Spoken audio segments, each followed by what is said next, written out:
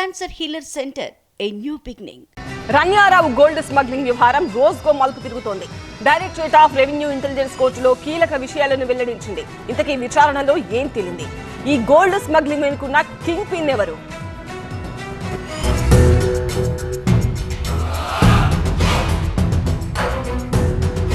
బంగారం అక్రమ రవాణా కేసులో కన్నడ నటి రన్యారావు ఎన్ని అడ్డదారులు తొక్కాలో అన్ని తొక్కిందని విచారణ ఏజెన్సీలు కోర్టులో వెల్లడించాయి.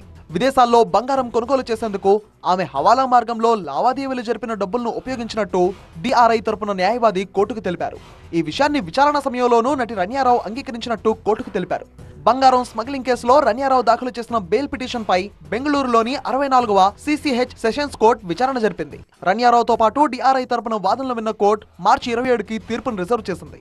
మార్చి 3వ తేదీన దుబాయ్ నుంచి వచ్చిన రన్యారావు నుంచి సుమారు 13 కోట్ల రూపాయల విలువైన బంగారాన్ని డిఆర్ఐ స్వాధీనం చేసుకుంది.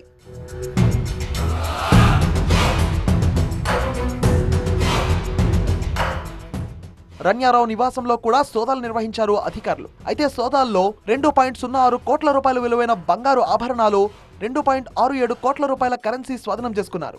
రన్యారావుతో పాటు టాలీవుడ్ యాక్టర్ తరుణ్ రాజ్ కూడా కేసులో కీలకంగా ఉన్నారు. ఈ కేసులో తరుణ్ రాజ్ కు ఆమె ఆర్థిక సహాయం చేస్తున్నట్టు విచారణలో తెలిసింది. ఆమె పంపిన డబ్బుతోనే అతను దుబాయ్ నుంచి హైదరాబాద్ కు వెళ్లినట్టుగా అధికారులు పేర్కొన్నారు. ఇప్పటికే తరుణ్ రాజ్ బెయిల్ ను కోర్టు తోసిపుచ్చింది. అతను విడుదలైతే పరారయ్యే అవకాశం ఉందంటూ బెయిల్ పిటిషన్ ను డిఆర్ఐ వ్యతిరేకించింది. రన్యారావు అరెస్ట్ తర్వాత దేశం విడిచి పారిపోయేందుకు ప్రయత్నించాడని కోర్టుకు తెలిపారు. బంగారం అక్రమ రవాణా ఆపరేషన్లో భారత్లో అక్రమ బంగారాన్ని రవాణా చేయడం, పంపిణీ చేయడం, రవాణా వ్యవస్థను పర్యవేక్షించడంలో కీలక పాత్ర ఉన్నట్టుగా అధికారులు అనుమానిస్తున్నారు. మరోవైపు గోల్డ్ స్మగ్లింగ్ కేసులో రన్యారావు సౌతి తండ్రి డీజీపీ రామచంద్రరావు పాత్రపై దర్యాప్తు కొనసాగుతోంది. ఈ వ్యవహారం తనకు తెలియదని రామచంద్రరావు స్టేట్మెంట్ ఇచ్చారు. అయితే అంతా ఆయనకు తెలిసే జరిగిందని డిఆర్ఐ అధికారులు చెబుతున్నారు. సిబిఐ, ఈడీ కూడా ఈ కేసును దర్యాప్తు చేస్తున్నాయి.